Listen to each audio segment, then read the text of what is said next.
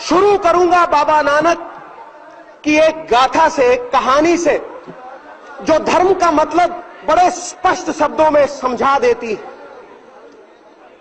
बाबा नानक के पास कोई गया और उसने पूछा कि मुझे जीवन का मूल्य समझाइए बाबा जी, जीवन का मूल्य क्या होता है। बाबा ने आंख मूंदी और एक सुच्चा लाल, एक सुच्ची रूबी बेशकीमत उसके हाथ में थमा दी और उसे कहा, जा इसका मूल्य लगवा के आ, इसे बेचना मत। चला गया। एक आदमी संतरे बेच रहा था तो उसके हाथ में वो बेशकीमत लाल थमा दिया और बोला, इसका मूल्य क्या है। उसने कहा, तेरा पत्थर अच्छा चमकता है, ले 1 दर्जन संतरे ले जा, ये पत्थर मेरे पास छोड़ जा। कहा, नहीं, गुरु ने कहा है बेचना नहीं है। आगे चला गया।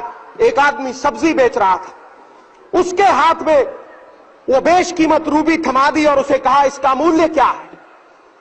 तो उसने कहा, अच्छी चमक है तेरे पत्थर में, ले 1 बोरी आलू की ले जा, ये पत्थर मेरे पास छोड़ जा। कहा, नहीं, गुरु का हुक्म नहीं है। आगे चला गया। सोने का काम करने वाला एक सुनियारा मिल गया। सुनियारे ने जब देखी वो रूबी, उसकी आंख की पुतली खड़ी हो गई। उसने कहा, 50 लाख रुपए अभी देता हूं, इस नायाब रूबी को मेरे पास छोड़ जा। कहा, नहीं, बेचने का हुक्म नहीं है। कहा, 1, 1.5 करोड़, 2 करोड़, जितने चाहिए उतने पैसे देता हूं, इस रूबी को मेरे पास छोड़ दे। बोला, नहीं, गुरु का हुक्म नहीं है। आगे चला गया। एक हीरो का जौहरी मिल गया। हीरो के जौहरी ने जब देखा सुच्चा लाल, उसने पहले कपड़ा बिछाया, परिक्रमा की, परिक्रमा करके माथा टेका, शीश निभा के पूछा कि कहां से लेके आया है ये बेशकीमत रूबी। बोला, वाद विवाद का समय नहीं है, मुझे ये बता कि इसकी कीमत क्या लगाई है। बोला, कीमत जानना चाहता है, सारी कायनात को बेच ले, सारी दुनिया को बेच ले, फिर भी इसकी कीमत तो कोई लगा ही नहीं सकता, ये तो बेशकीमत है।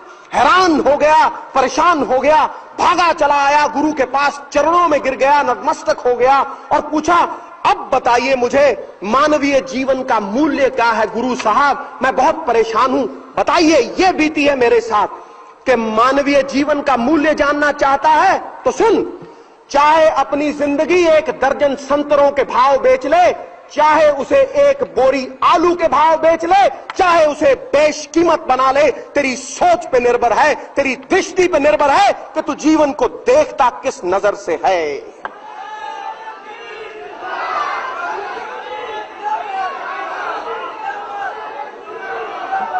इस दुनिया का कोई मजहब बुरा नहीं, कोई आदमी बुरा नहीं, कोई आदमी अच्छा नहीं, ये तो सोच बनाती है मजहब को। जिसकी सोच ऊंची वो शहंशाह, शाहों का शाह, और जिसकी सोच नीची वो भिखारी, उसके हाथ में ठूठा ठन ठन पाल मदन गोपाल, उसको कोई पूछेगा नहीं। इस दुनिया में कोई ऊंचे आसन पे बैठ के ऊंचा नहीं हो जाता। किसी महल मनारे की छत के ऊपर कोई कौवा बैठा हो तो कौवा गरुड़ नहीं बन जाता, बाज नहीं बन जाता, बाज अपनी उड़ारी से बाज है। कोई जन्म से भी आज तक ऊंचा नहीं हुआ। कमल का फूल कीचड़ में उगता है लेकिन अपने गुणों की वजह से परमात्मा के शीश के ऊपर चढ़ता है। कोई जन्म से भी ऊंचा नहीं हुआ। इसीलिए नहीं मानता नवजोत सिंह सिद्धू जात पात को, नहीं मानता ऐसी चीज को जो नफरत फैलाए। इंसान ऊंचा होता है अपनी सोच से, अपने उज्जवल विचारों से, अपने कर्म से। कर्म छोड़ते हैं बहुत गहरी छाप इंसान के जहन के ऊपर। वो छाप जो श्री गुरु गोविंद सिंह जी ने छोड़ी, वो छाप जो हजरत साहब ने छोड़ी, गुलाम अहमद साहब ने छोड़ी, वो छाप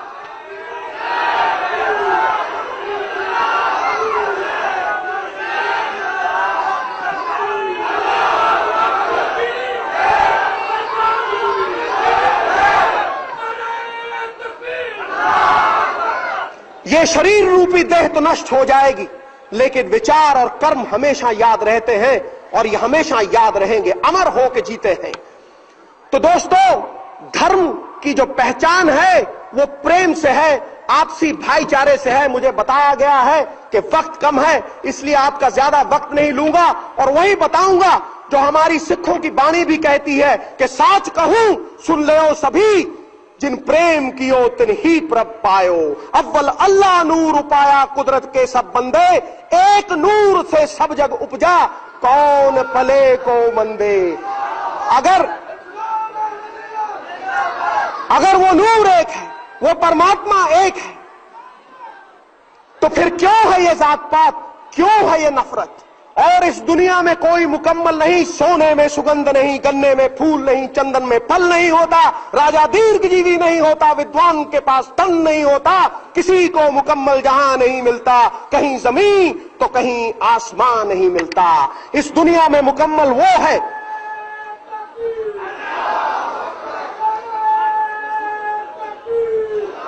इस दुनिया में मुकम्मल वो है जिसने अपने अंदर उस परमात्मा की लौ को पहचाना है। चाहे उसे अल्लाह कहो, चाहे उसे राम कहो, चाहे उसे नारायण कहो, वो एक है। जैसे तिलों में तेल छुपा है, सागर में उसकी लहरें छुपी हैं, पुष्पों में फूलों में उनकी खुशबू छुपी है, वो परमात्मा आपके अंदर छुपा है। जितना वो मंदिर में है, जितना वो मस्जिद में है, जितना वो गुरुद्वारा में है, उतना आपके भीतर छुपा है। उस लोग के साथ एक होके देख, ये मतभेद मिट जाएंगे, ये गंदगी मिट जाएगी, तेरी सोच बदल जाएगी, तू पाक हो जाएगा, उस ब्रह्म का अंश हो जाएगा।